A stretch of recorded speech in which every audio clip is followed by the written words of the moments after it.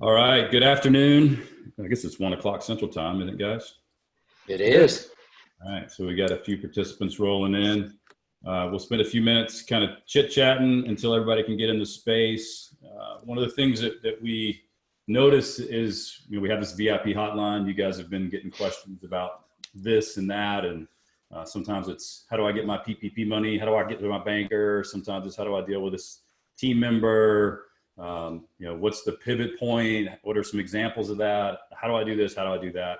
What do you think about, right? So we thought we would just put some coaches on a call and let it kind of free flow and answer any questions that the audience might have about anything that might be on their mind at this point. We want to repeat this week over week, probably for a little bit, and just get some interaction with the world.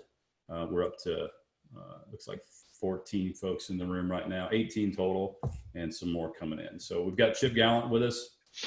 Chip is from Louisiana. He wore his colors today. Yes, he did. And then Marshall. Marshall, did you put that shirt on just for the call? Oh, he froze. Look at that. Yeah, this is my weatherman from the house shirt. Awesome. I got my Petra shirt on. And then JT, I asked you earlier, do you have a shirt on? And you said, nope, I've got this. I'm finding the ancillary benefits of working from home is wearing the least amount of clothes as possible. So my wife really loves that. We'll see if the rest of the world is ready. Yeah, when there's a point at which that wears off as well, I think. You may have a few more days that you can actually do that. But I'm counting on it. These are some of the Petra coaches that work with companies all over North America, US, and Canada. And we used to get on airplanes all the time and travel around and put people in rooms and work with them through their plans. And now we do it virtually, just like everybody else. So I wanted to jump in and see if anybody wanted to bring a question to the table. When you're ready, just open the Q&A box. The Q&A box is exposed to all the coaches and they can start, kind of handling those questions. We had some pre-questions that came in too. So we'll kind of start there. I think JT, you had a question. Yeah, I've got one here, and thank you, Dylan, who I know through Facebook and through Accelerators organization. He sent this over, so I'm just going to read the question, and then we can talk through it and be a good starter. Dylan Burns wrote, I just started building my team. I've got 6 others now. I want to keep them engaged while we're doing everything online. What are some things I can do that are relevant to the current atmosphere of all things online, when most of what we would do traditionally would be in person? Little backstory, we're building a week-long kids summer camp that'll host 100 kids. And I've decided to move forward with this to be better prepared when the time comes. Thank you, Dylan. So a lot of good stuff there, man. And I'll throw this out there. I'm going to go to Chip and Marshall first, guys. What are you guys hearing as far as what kind of activities should these guys be doing with their traditional?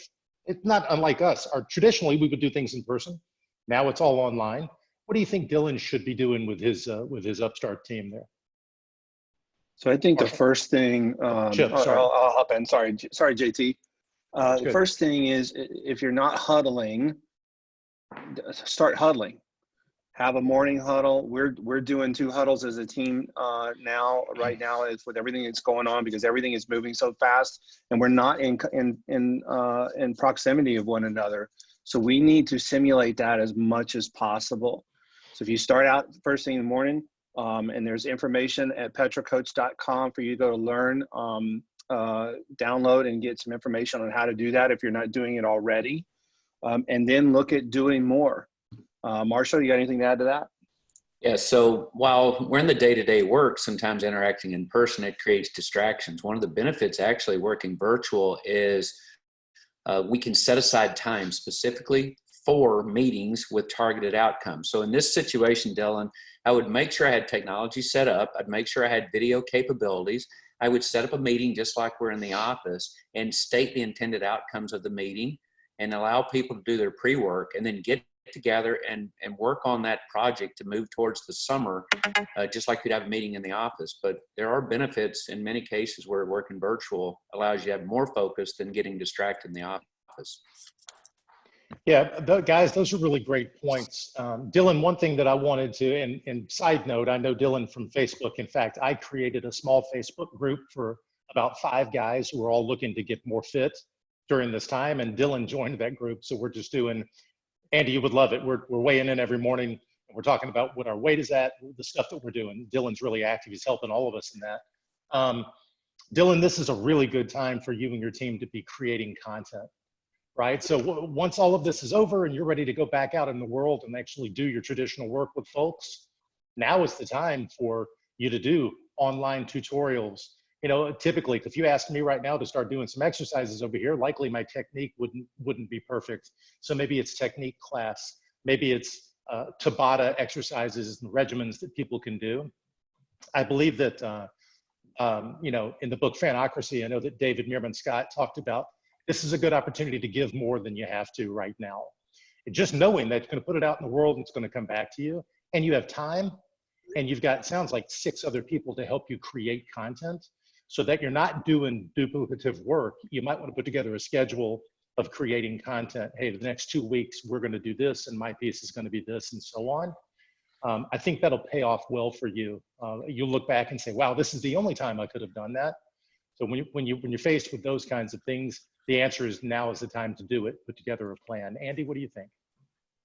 Yeah, I think my daughter Madison is a senior right now at Belmont. She'll graduate next. She's supposed to have graduation May the 2nd, which obviously is not going to happen. Is a disappointment for her.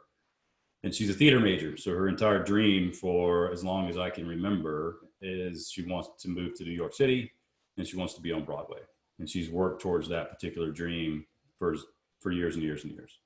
And obviously that's something that has to be set aside for now. And while that's a disappointment, much like summer camp or whatever it might be in your organization, what she did was about 3 days ago, she came to me and said, Dad, I want to start this online play reading thing, right? So I want to find these displaced theater people, especially the ones that are just graduating and had this same dream that I did. And I want to put them together and we're going to read plays on the web and somehow get people to watch those. So we spent about an hour working through strategically what that might look like. I said, baby, you don't want to go read a 3-hour play. Nobody's going to sit and watch that. But maybe little 10-minute snippets and things like that. And could we get somebody who's a playwright to come in and be a part of it as a promotion? Could we get somebody who, was on Broadway or is on Broadway to be a part of it because they're not real active in that community right now? So we got like these big grandiose ideas about how she might take her career in craft and put it into a 2-dimensional format. She texted me earlier today and she says, okay, family, it's official. Me and Rachel's play reading platform called Uprooted Theatrical Studios is set and ready. Gracie, who's my youngest daughter, has agreed to help us with the artwork and it's going well. So I think my point is you got to make those shifts. The word people are using right now is pivots.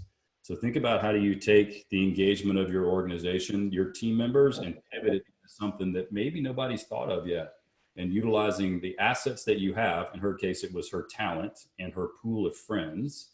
And then how do you turn that into something that's way bigger potentially than what you had before? So I tell that story because it was kind of, poignant for the times. We got some questions coming in.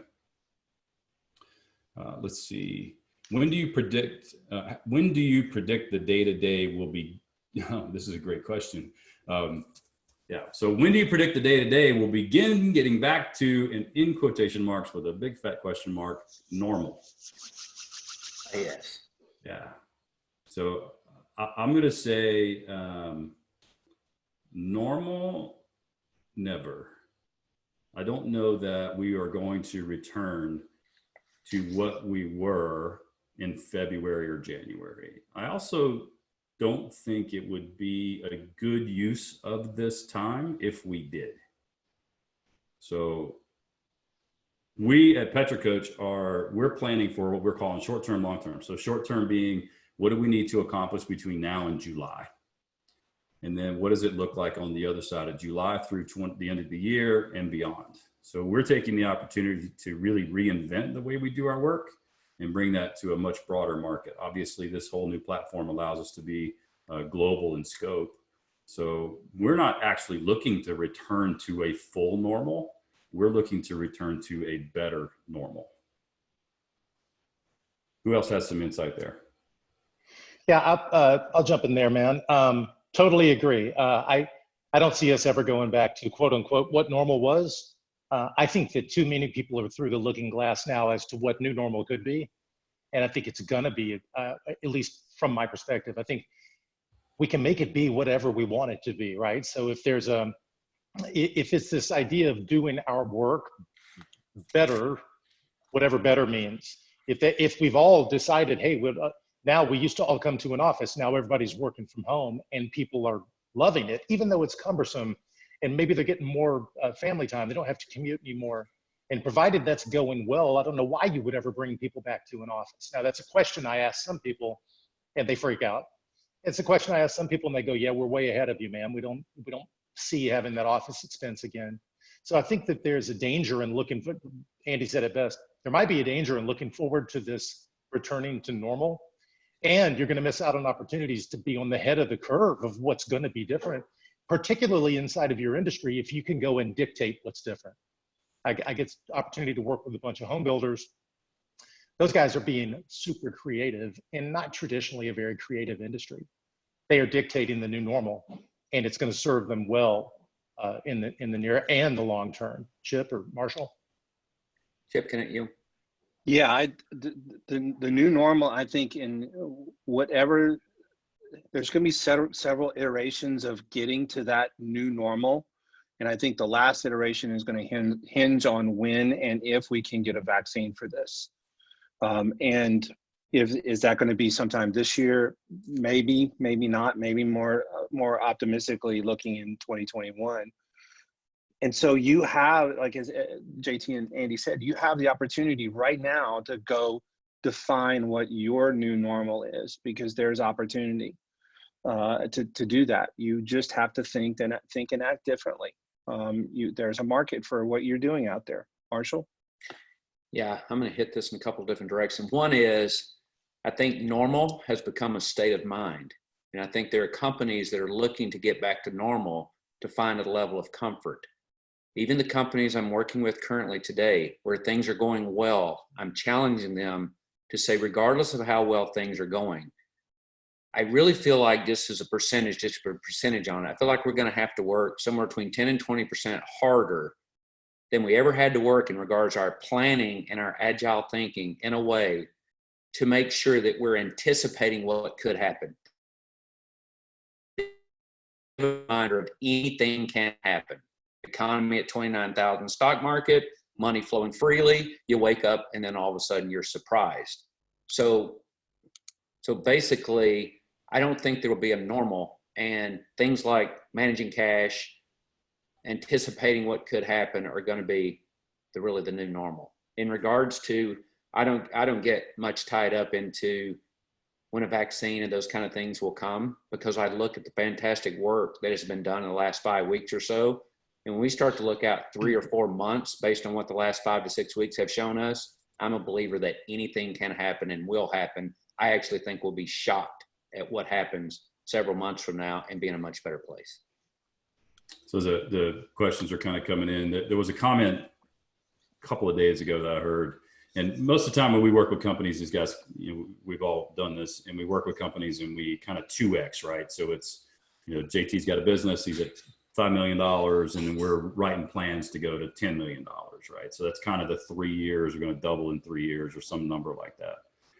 And then everybody kind of has this wild ass idea of what it would 10X look like. So it's, if you're at 5 million, what would 50 million look like? And there's a rule with 10X is you can't drag the past forward if you're going to 10X. You have to actually disregard the way you did things in the past in order to build the vision of 10X. And the beauty of this moment is that for a lot of companies, the past is gone. And for some it's just disrupted, and for some it's just different. But we have the ability to see with a 10X lens at this moment that we didn't have 30 days ago, and it's been forced upon us. So look at it as a bit of a gift to be able to rebuild your business in that way. Hey, Andy, sorry, real quick, let me just jump in. That's a great point.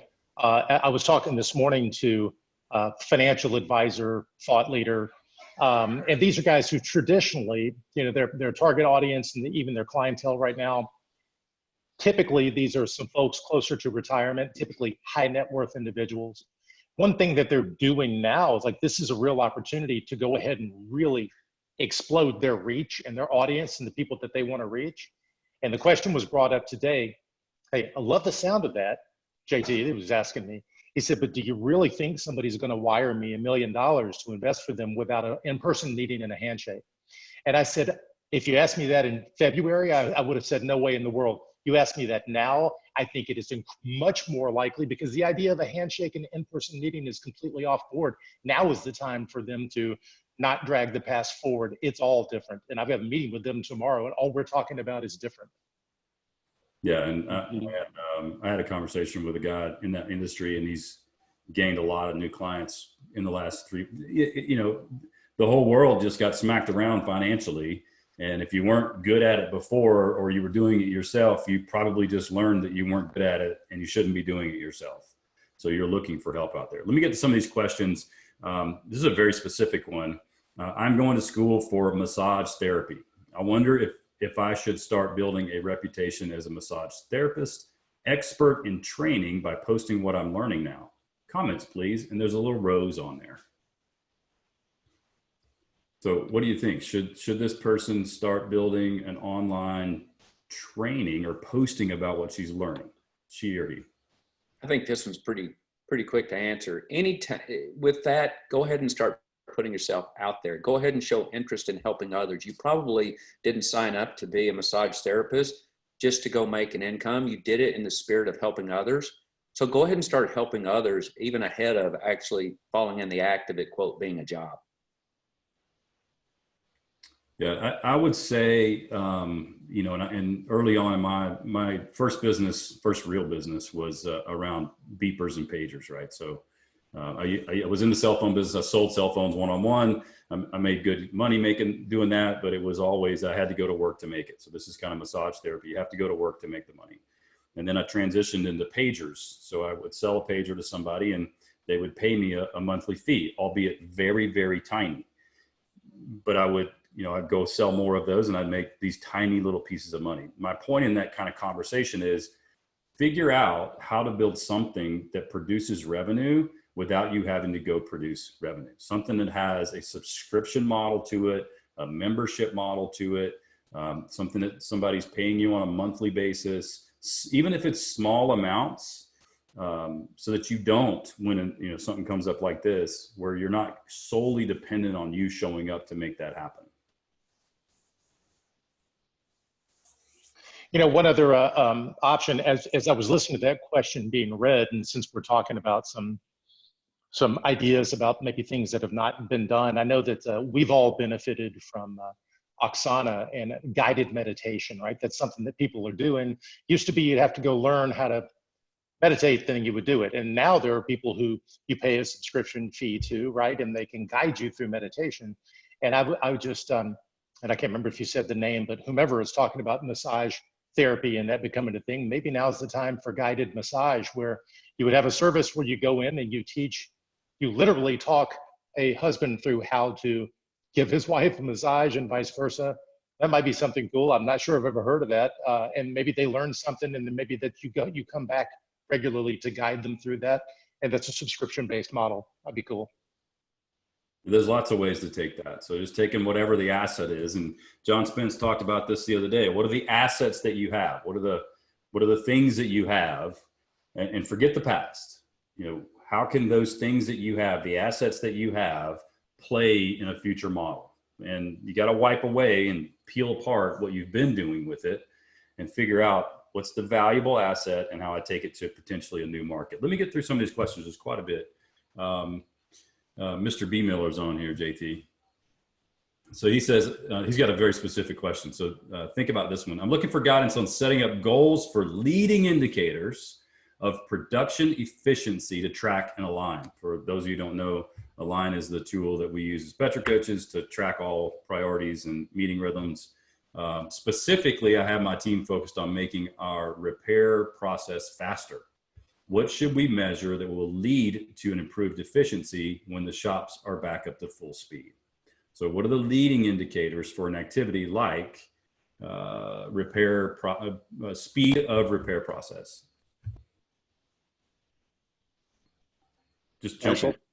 Okay, I'll take a swing at it. So anytime a process such as a repair process, there's most likely multiple steps to that process. And so the first thing I would do is break down the process into its smallest steps.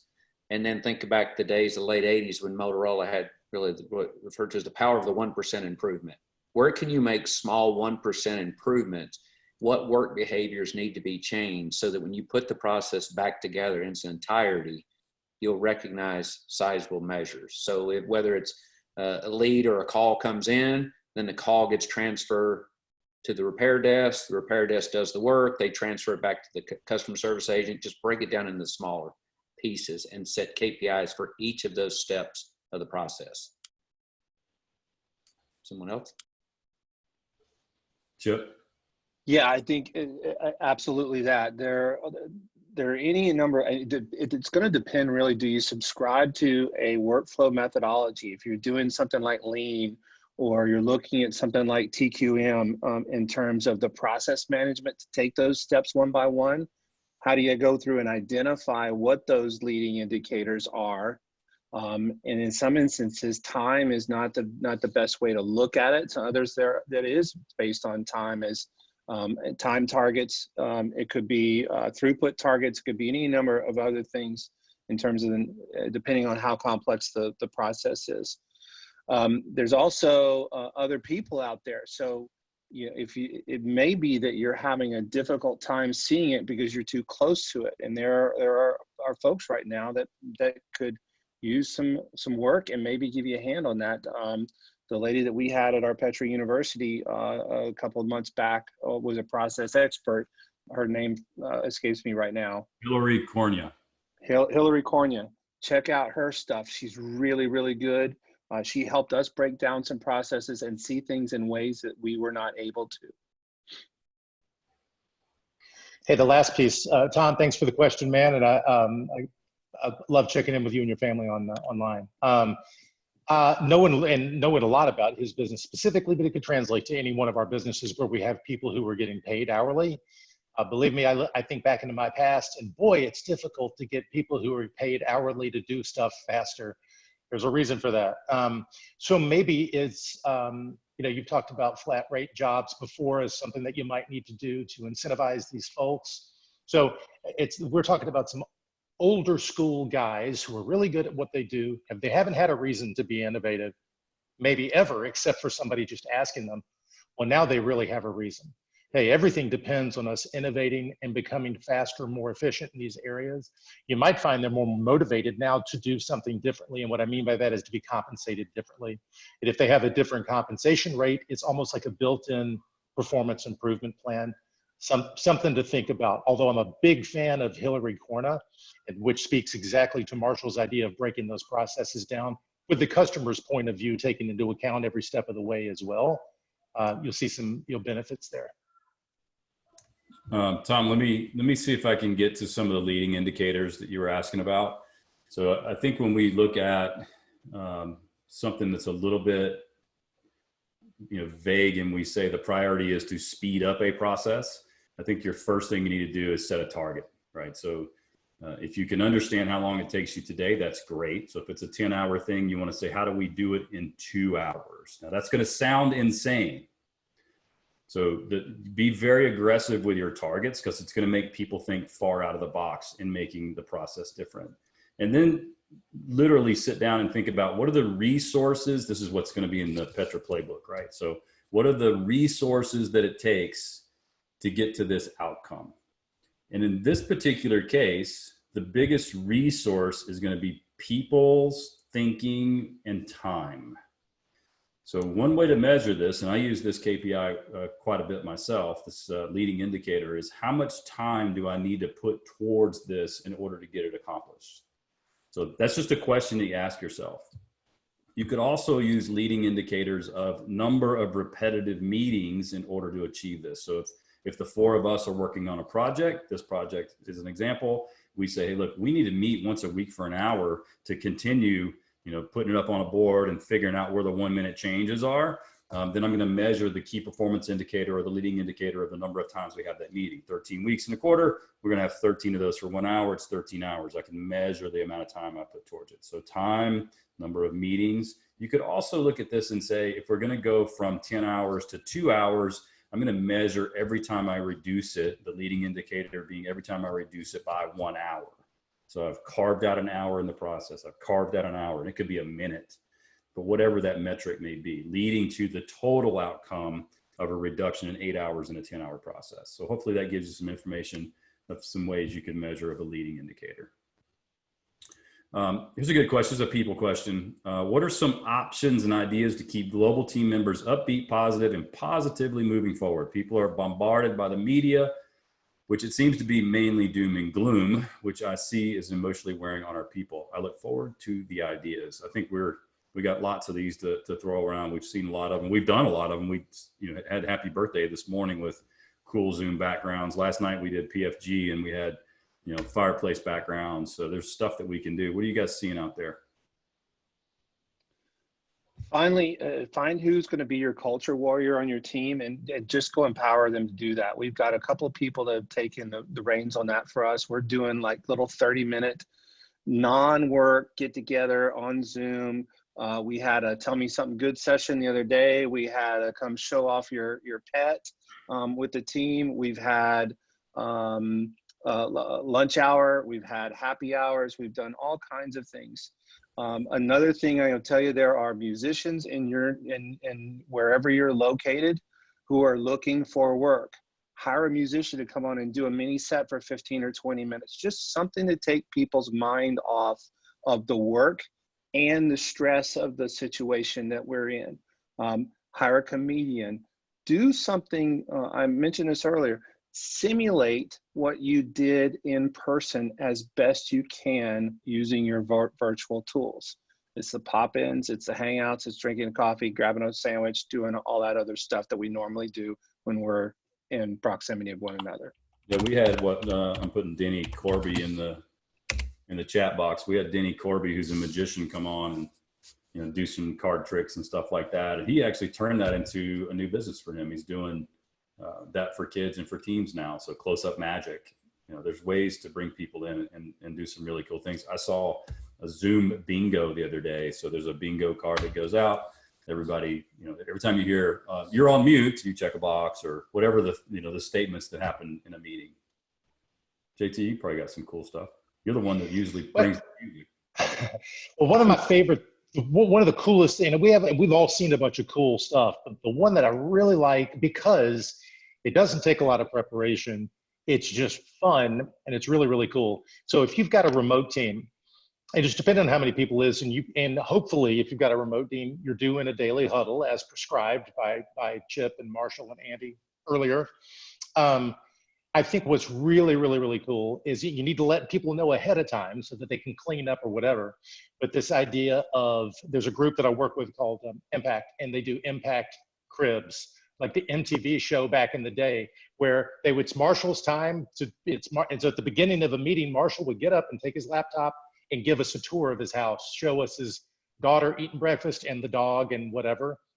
And that's really fun because depending on the size of the team, that can go, if you've got a team of 25, 30 people, that's a month worth of fun content. And it's always it's going to be your turn. It's a good reason to clean the house too, by the way. People really seem to enjoy it. And I've sat in on one of their crib sessions and it was really, really, really cool. Yeah. And that's something that this environment allows us to do that we would never be able to do. Where it wasn't kind of creepy anyway prior. Marshall, you got anything cool? Yeah, I just, as I observe, and being someone who actually watches the news out of curiosity, what I've found is that teams have the ability to lose their sense of humor. And so just because that you laugh doesn't mean that you're not taking serious what's going on in the world. But I'll say, if you're not laughing, you're not going to be your healthiest self. So just keep enough laughter going on and laugh at your mistakes. And as Chip says, replicate the environment that existed prior to all this happening. But a laugh never hurts anyone. Hey, Andy, real quick, just something that I've seen here in the house. My wife is running another company out the other end of the house. If you go into her office, she's got 15, 16 remote people. And so what they don't do this all day, every day, but they have sections of the day where it's remote bullpen, where they're just at their desk working. Everybody's cameras are live, the audio's live, so that they can pop, they can ask questions, they can collaborate. Not all the time. They'll also have times where they go dark and they're working individually. That's a fun way. They really, and I hear them in the office in there, they're laughing and cutting up. They look forward to the time where they're in their bullpen. And they also look forward to the time when they're back on their deep work individually. That's another thing that doesn't cost money, a little bit of preparation, very cool. JT, if you think about like when they mic up NFL quarterbacks, another idea is you could just put everyone on Zoom as you work through your work day. You could just put everyone on Zoom, leave the mute off, and just laugh at some of the funny things you'll hear when people are yelling at kids or yelling at dogs, or just kind of those bloopers that run in the background. You will forget that you're mic'd up, and you will say something that will entertain the audience. I was just looking for an email. I had an email from Anna Birch, who's a EODC member this morning, and I haven't talked to her yet, but she's created, and I don't know a lot about it yet, but I can get the information. If you want to email, if you go to the website, petracoach.com, there's like a little VIP hotline email address that you can always email us with any question you may have anytime. You don't have to, kind of wait for us to get on and answer these things live. But if you'll email me, I'll get you the information. Her original business is a thing called Adventure Links, where you went out to the woods, you brought your team, they did these, crazy cool team building exercises, probably taped you to a tree and they threw darts at you or whatever. Now she's taken that completely virtual and she's looking to bring that to the market. So that's, a team building exercise through Zoom. And I can connect you with Anna if you want that information and what that might look like. So just send an email over and we'll get that done. Let's see, this is a good question and we may have to go look a little bit deeper, but this person is anonymous. So you may have to give me a little more data and you can put it in the chat box if you want to. Can we touch on a few top financial management tips you give during this time? So I'll go first with some pretty basic stuff. If you have applied for the PPP loans, then the next step with that is going to be managing the forgiveness of those loans. That's where people's minds are going to shift. Everybody freaked out about getting the money, making sure that they got it. A few people have been funded. Some have made applications, some have heard back. So that process is kind of winding itself through. And then it'll be live until the end of May 29th, I think is the end date. And then the next phase of that is going to be managing the forgiveness side of it. So we have some best practices. First being, when you do get those funds, put it in a separate bank account, and then make sure you spend it on the things that are forgivable. So if you are paying payroll with that, if you're paying rent with that, if you're paying the things that are forgivable, make sure you're tracking that at a very, very high level.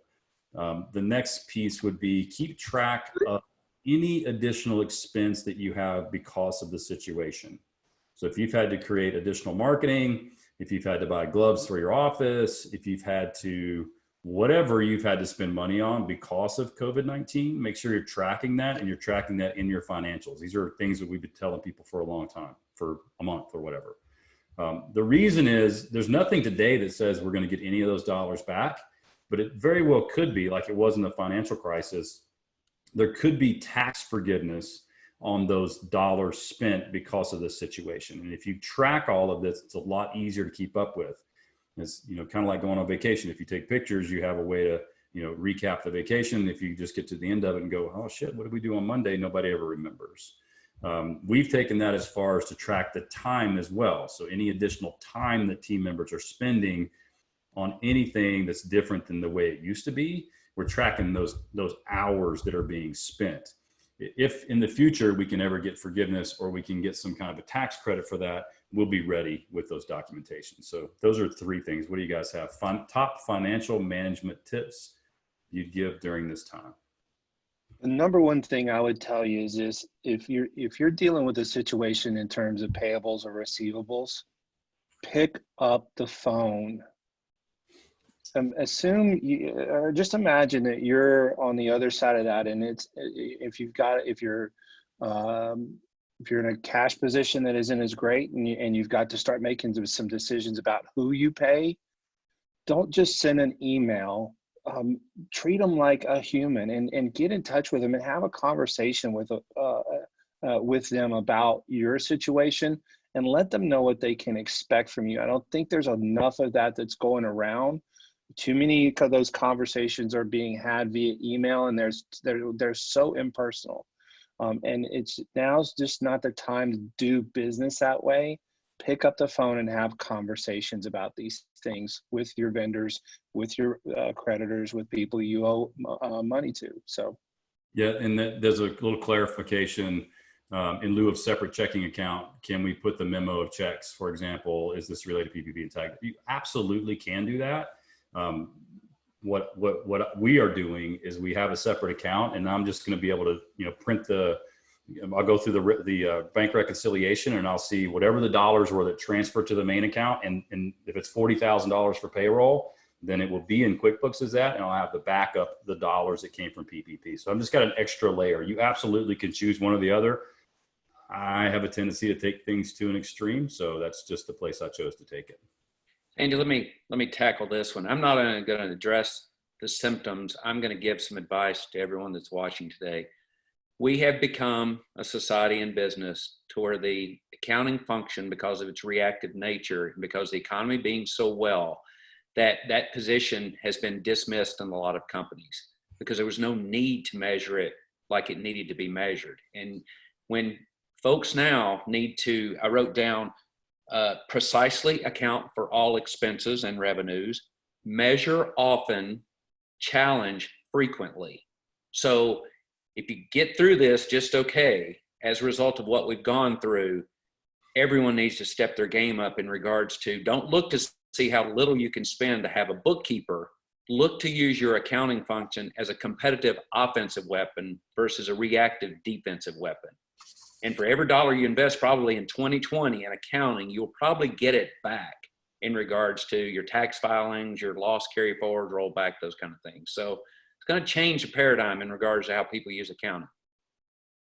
Yeah, well said. The only one that I'll throw out there is because I'm always surprised at how many people don't do this. This is a Petra coach staple.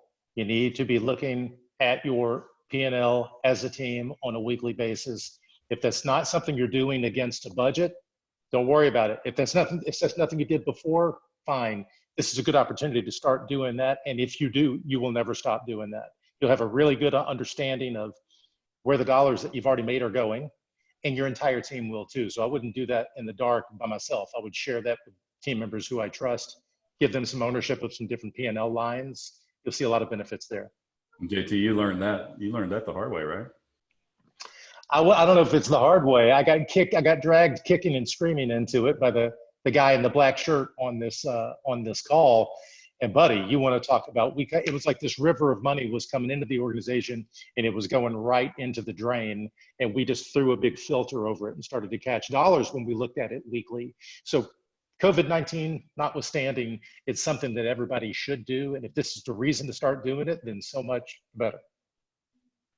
And depending on where people are financially in their business today, one of the things that we talk a lot about is this kind of 1% of revenue, putting it into a secret account. And this comes from a book called Profit First. But if you can take 1% of your dollars, if you can't do it right now, I'm fine with it. But after this, you need to think in these areas. So 1% of every top dollar piece of revenue that comes in, and put it into a triple secret account that nobody ever touches. You'll never miss 1%. It's like having pennies on your table at home. You put them in a jar. You don't ever touch them. It's the exact same thing in business. If you have it, you'll spend it. If you don't have it, you won't spend it. And then think about, how do I build 3 to 6 months or even a year of expense cash? And if you take that systematically, a little bit every single month, and you put that away, you can build that over the course of time. People are going to need to get back to that savings mantra. This is another money question. Where would you invest cash in your business today for a small investment, say 1% of revenue, and a large investment, say 10% of revenue? So if you have the ability to go invest right now, where would you go invest? Marshall, you want to jump in? I'll certainly say, if many of you think about where is your largest expense today, which is typically payroll. And so, and people are going to be pushed to do more with less. So making sure you're investing in the capabilities of the people that you have to run the business is probably going to give you a near-term payoff. So is that training? Is that what you're saying? I'm going to say the word training, but also development, because I think professionally developing human beings is beyond just the act of training. Training is sometimes equated with just spending dollars on an event. I'm talking about the active role of developing people to be able to take on more work capability, and also looking at how to drive work down to the lowest cost of delivery. Hey, I'll throw up there. I wrote down, I made a note earlier, you know, with this whole idea of people are pivoting right now because they need to. The other thing I see that they're doing is they're doubling down, right? So if there's something that you and your company, if it was an offering that you had done to some success rolling up to this point, and now the opportunity for that is much greater than the original business, it might be that, you know, you could push your chips onto the table and you could double and triple down on that offering because that's the new reality you're in. Guess what? You're in a new business. That's okay, provided that you're not taking on too much risk to go ahead and seize that opportunity. You want to mitigate that risk as much as possible. You might want to use other people's money, which would be even cooler, to get them in on the risk scene and let them enjoy the profits with you along the way. But that's something that I mentioned. I work with several home builders. Lots of these guys, it's going to hurt them for a little bit in the short term. They're going to sell less houses. People are afraid to come. Guess what, man? There's land out there. There are deals that have fallen apart because some of the people are too highly leveraged. That's where they're going to invest money because this is something that they've been waiting for. Well, I think the answer is simple. It is coaching. I mean, that 1% invested in coaching would go a long, long way. I'm kidding. But I agree with Marshall. I think that those, I'm not. The thing about it, when you look at the time, those things that we put off when we say we don't have time to do it is the perfect time to do. This is now the time to do those things. Training, working on process improvement, doing all that grunt work that gets put off. Take advantage of this time. I asked a question of people I was coaching a couple of weeks ago. I said, look, what are the top 3 things you are going to significantly regret if by the time this is over, you didn't do them? And go double down and get those things done. Yeah. And so I have 2 sides of that. The first is, what do you need to stop spending money on? So the question is around, what do I need to spend money on? So really be thinking too about what do you need to stop. And this is the, this thing is titled Petra version 5.0 notes on what we could go do. So I've been keeping this list for years. And for us, this is the place that we're going to go spend money. So it's all the things that have been on a shelf that we never had the time to go do because things were trucking along and we had this kind of 40 to 100% growth year over year. And it's all we could do to manage that. And now we actually have a little bit of a space to go take advantage of it. Somebody told me yesterday, and I thought it was, when you first hear this, you're like, holy shit, I can't believe you said that. And it's kind of like, it's true. They said, I don't want quarantine to stop. This space gives me the opportunity to gain a lot of ground. And to repaint the walls, to build the thing, to pull stuff off the shelf, to clean out the closet. So I'd say that's the place to go look at where you want to spend money. Let me add one more response. Andy, let me add one more response because I want to give people something to take away from here. One of the things that keeps popping up in every company I work with is your ability to establish virtual selling capabilities. Now, I truly believe your investment needs to be in all interactions that required human face-to-face interaction, but start with revenue and work yourself down. And certainly virtual selling capabilities. Those who can pull that off better than everyone else are going to be those who win. All right, we're going to stay on the money piece. So I was looking to refinance all debt before this hit because the rates were so low. How reluctant are the banks? Let's see. this is written a little bit oddly, will be to move forward with that process in the future. Performance of companies are going to be highly questionable since we are basically guessing about the future. So I think the question is, if you have some debt that you needed to refinance, how reluctant are banks going to be in the future on that refinance? And Marshall, we got some insight about this on that call we had. It's probably 3 weeks ago now. This is when we were actually physically together, but you want to talk a little bit about, the credit tightening and things like that, because that's already starting to show up. Yeah, I think, when we look at just supply and demand, specifically in regards to money, there's nothing that says, and this is through many data points, that we're going to face another credit situation similar to 2008, 2009. However, we're already seeing this with the way that banks are processing loans and how they queue up who they're willing to serve. And we also see that whereas Wells Fargo shut off at $10 billion about what they would invest in the this small SBA loans. So anticipate that, yes, things will be more heavily scrutinized, and we most likely will get some tightening of the credit facilities in a way that will slow down our ability to get money through the process.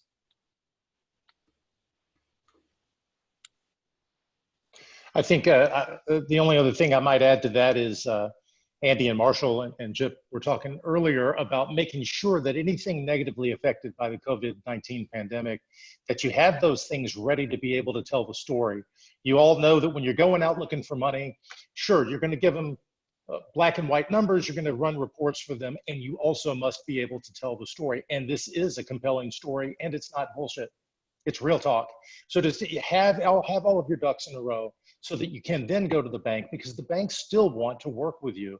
They're just going to be a little bit, number one, they've had a mandate that comes down that says, hey, we've deployed this dough and you are going to work with your customers. Unlike in 2008, 2009, where a lot of stimulus money got dropped into and then they held it back. They didn't deploy it. This money is going to get deployed to people who they feel like they've mitigated the risk with. If you can tell the story better than someone else, you're going to go to the front of the line, I feel. I think the bank regs are pretty loose right now. I do believe that the bank regs are going to get a hell of a lot tighter, and those qualifications are going to be a lot tougher. So if you're on, like, I don't know how familiar everybody is with the kind of this Main Street fund that's coming down. The $250 billion is going to be available. This is for, and all of the regs on this is not out yet either, but we're researching this. I know Greg and DP and some of the, and maybe Mark are knee deep in figuring this out, but there's a whole nother batch of dollars coming that are going to be loans basically for growing companies. So you may not have to, likely will have to still go through a bank. You'll still have to qualify. It's only for businesses right now that had at least $250,000 in EBITDA in 2019. So it's a little bit limited pool. But there are additional dollars that are becoming available through the government, through the banking system. So the answer to this question is there's a lot to consider. If anybody doesn't, I'm going to move to the next one for time's sake, if it's cool. You guys cool? All right. And this is an interesting question, and I'll say it a little differently than it's asked. Should I take my PPP dollars and invest it in the market?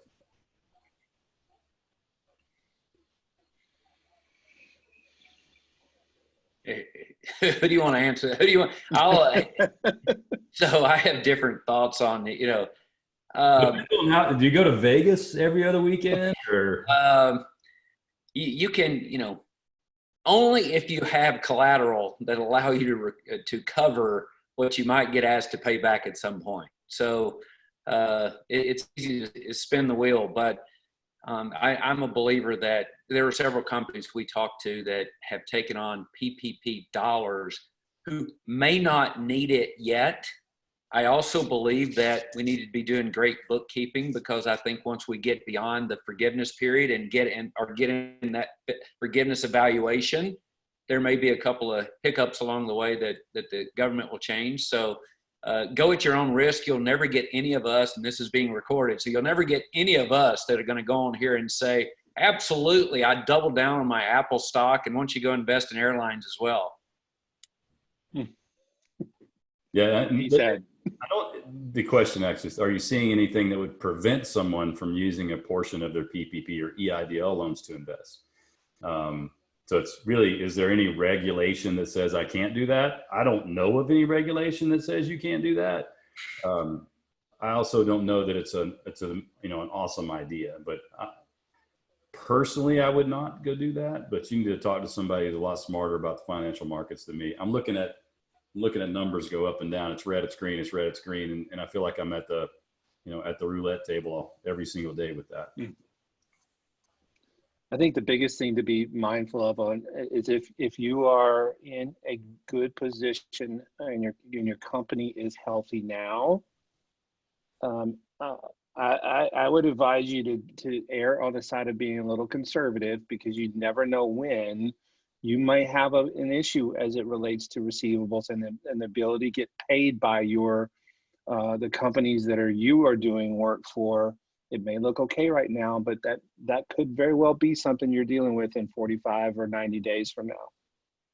I'd also think about, and Marshall mentioned this earlier, a good accountant, a good CPA, and working through the modeling of rate of return on cash. So when we look at businesses, rate of return on cash is greater than the return inside of a good operating company. I mean, really, you should, if your business is not returning a rate on cash better than the market's returning, you probably don't need to be in that business. So if you have a business that is returning at least that kind of rate of return, think about investing in things that you are closer to and can control. I've invested, all these people on this call have done the exact same thing. I've invested in companies where I have no say-so whatsoever. It doesn't usually work out great. The ones where I put money in it and I have an actual say in what happens, at least psychologically, I feel like I can affect the outcome. And traditionally, those things tend to go better. Do you agree, JT? I know you've done some of that because we've talked about it. Yeah, at the moment, right now, I'm invested in two different small, relatively small businesses. One I have a lot of impact on, and one I'm just kind of watching from the sidelines.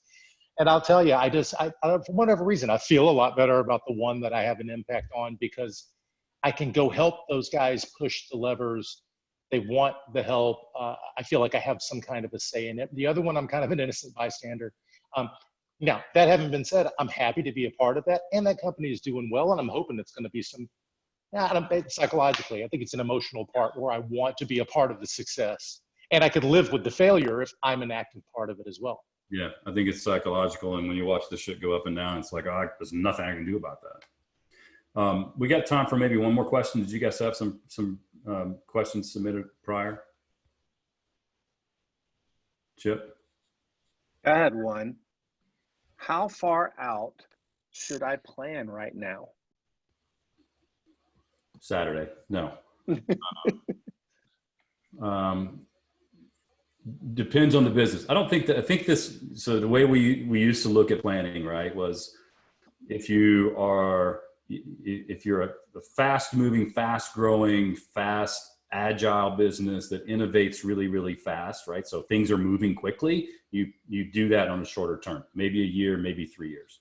If you are a 200-year-old brick manufacturer, do it for 10, right? So I think you use that same exact analogy. And how disrupted are you? How fast do you need to pivot? And you shorten it up in the time frame. So that might even be just to the end of the year 2020. And if you're, decently stable, looking for new markets and new customers through this, you're reset, and your offense is kind of in play, you could probably get out to 3, maybe even 5 in that regard. Anything to add? As same as you guys, the people who we're working with individually are all in different stages, different industries of where they are. A couple of guys that I'm working with, it feels like we're planning. Well, we just did a planning yesterday for 30 days. We felt like at the end of 30 days, we have a much better idea of kind of what's going to happen long-term about opening up parts of the country or not opening them up, right? Now, that having been said, inside of those 30 days, you best believe I'm going to check in with those guys every week, because it kind of feels like four little weekly plans. that are likely going to be pivoted and altered depending on what's going on. And then again, there are some other companies who are very well established. You mentioned it, almost 100 years old. They only have one client, and it's a giant municipality, and they've got millions of dollars of backlog to go work on. Not a whole lot has changed for them. And so one thing I can do by hammering them every week is stress them out. So they're like, dude, I'm good. Let's still stick with our regular rhythm. So that's what we're doing. All right, so we're getting close to the end, and if you could give the audience one thing to go do today, one thing to go do today, what would it be? One thing to go do today, what would it be?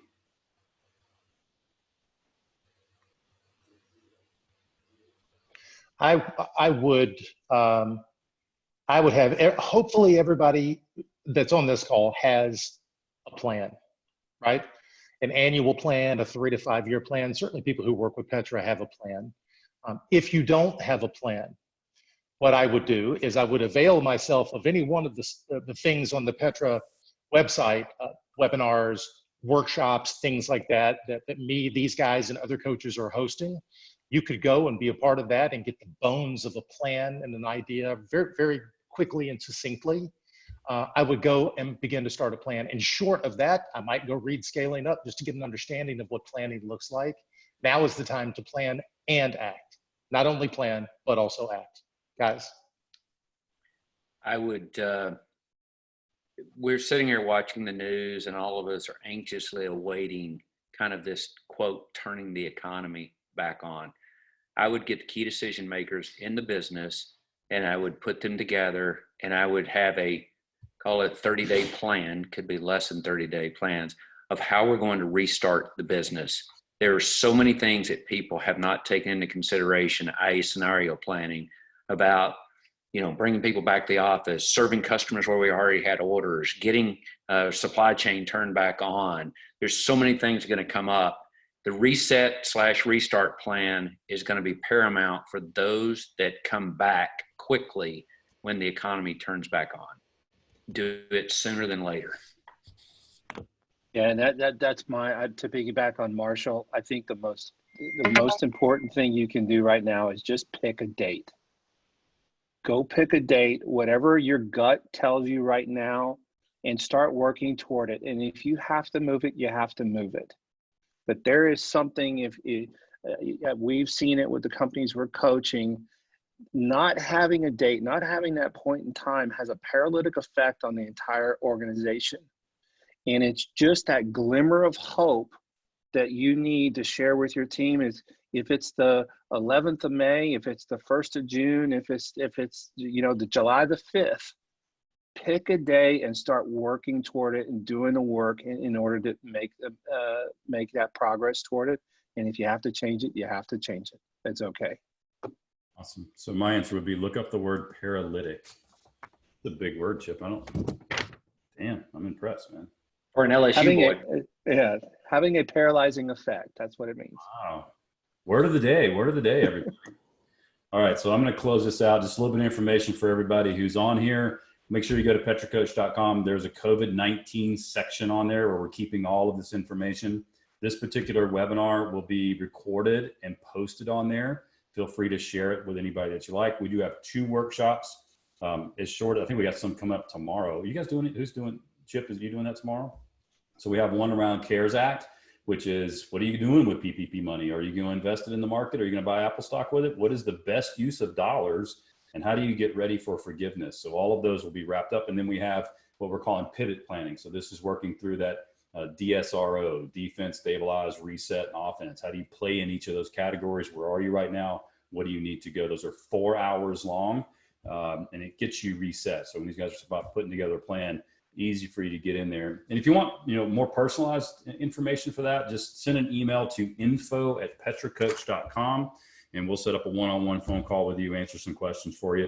We can tell you how we might engage with you. So thanks, guys, for being here. Always good to see you. I wish it was in person, and we'll be again very soon.